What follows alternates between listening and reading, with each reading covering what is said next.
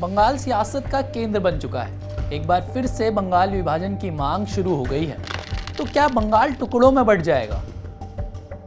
सुकांत मजूमदार के उत्तर बंगाल को अलग राज्य की मांग करने की चर्चा से सियासी फिजा गर्मा गई है। तो दोस्तों, मैं हूं आपके साथ बरकत। आज इस वीडियो में बताऊंगा कि बंगाल की विभाजन करने की मांग क्यों उठी और ये मामला कब से वजूद में आया।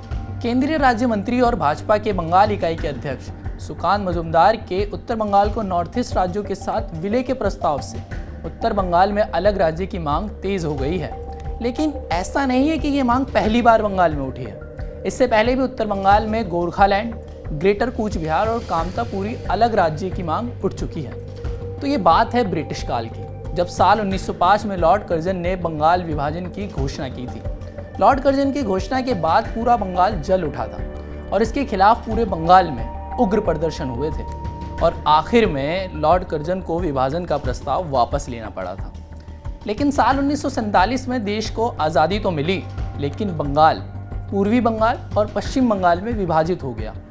पूर्वी बंगाल, जो कि अब बांग्लादेश का पार्ट है, और ओपार बांग्ला और एपार बांग्ला, यानी कि उस पार बांग्लादेश और इस पार पश्चिम बंगाल में अभी भी लोगों की रिश्तेदारियां हैं। और साल 1971 के बांग्लादेश युद्ध के समय भी काफ़ी लोग पश्चिम बंगाल और देश के अन्य सीमावर्ती इलाकों में पलायन के लिए बाध्य हुए थे। अब एक बार फिर से सुकांत मजूमदार ने यह मुद्दा उठाते हुए प्रधानमंत्री नरेंद्र मोदी से मुलाकात करने के बाद कहा, अब इस पर पीएम मोदी को फैसला लेना है, लेकिन अगर उत्तर बंगाल को पूर्वोत्तर भारत में शामिल किया जाता है तो इस क्षेत्र को केंद्र सरकार की योजनाओं का लाभ मिलेगा। सुकांत मजूमदार ने कहा कि इस तरह के कदम से क्षेत्र का बेहतर विकास सुनिश्चित होगा और उन्हें यकीन है कि राज्य सरकार को इस पर कोई आपत्ति नहीं होगी। सुकांत मजूमदार के इस बयान पर टीएमसी आग बबूला है। सांसद सुखेंदु शेखर ने केंद्रीय मंत्री के इस कदम को अलगाववादी बताया है। उन्होंने सुकांत मजूमदार पर संविधान के उल्लंघन का भी आरोप लगाया है। सांसद सुखेंदु शेखर ने बीजेपी को दो टूक जवाब देते हुए कहा है कि उत्तर बंगाल पश्चिम बंगाल का अभिन्न अंग है। यहाँ तक कि प्रधानमंत्री के पास भी ऐसी असंवैधानिक और अवैध मांग को स्वीकार करने का अधिकार नहीं है। सुखेंदु शेखर ने इसे बंगाल को विभाजित करने की नापाक साजिश करार दिया है। हालांकि इस पर बीजेपी का कहना है कि पार्टी बंगाल के विभाजन के खिलाफ है। ऐसा नहीं है कि पश्चिम बंगाल में उत्तर बंगाल को अलग राज्य की मांग अभी उठी है। इसके पहले भी उत्तर बंगाल में अलग राज्य की मांग उठती रही है। इससे पहले 2021 में केंद्रीय मंत्री जॉन बरला ने उत्तर बंगाल को अलग राज्य बनाने की मांग की थी और इसे लेकर उन्होंने केंद्र सरकार को प्रस्ताव भी दे दिया था। जॉन बारला का बयान आने के बाद टीएमसी ने इसका विरोध किया था, लेकिन बीजेपी ने भी उस समय आधिकारिक रूप से इस प्रस्ताव का भी विरोध किया था। बीजेपी ने कहा था कि उत्तर बंगाल को अलग राज्य बनाने का भारतीय जनता पार्टी समर्थन नहीं करती है।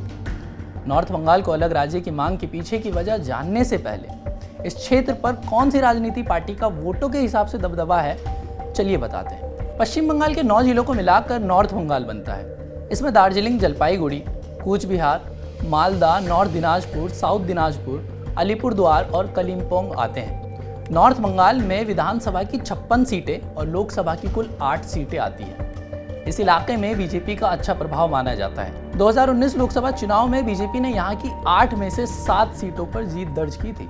वहीं 2024 के लोकसभा चुनाव में बीजेपी को इस क्षेत्र में 1 सीट का नुकसान हुआ है और पार्टी ने नॉर्थ बंगाल की 8 में से 6 सीटों पर जीत दर्ज की है। यानी एक तरफ जहां पूरे बंगाल में शानदार प्रदर्शन करते हुए टीएमसी ने लोकसभा सीटें जीती, वहीं खराब प्रदर्शन के बावजूद बीजेपी ने उत्तर बंगाल में अपनी परफॉर्मेंस ज़्यादा नहीं गिरने दी। खैर, वजह चाहे कुछ भी हो, लेकिन बंगाल के अलग राज्य की मांग उठने पर आपका क्या सोचना है और आप इस ख्याल से कितना इत्तेफाक रखते हैं, हमें कमेंट करके अपनी राय ज़रूर बताएं। और देश दुनिया की तमाम खबरों को देखने के लिए TV9 भारतवर्ष को सब्सक्राइब करना बिल्कुल ना भूलें।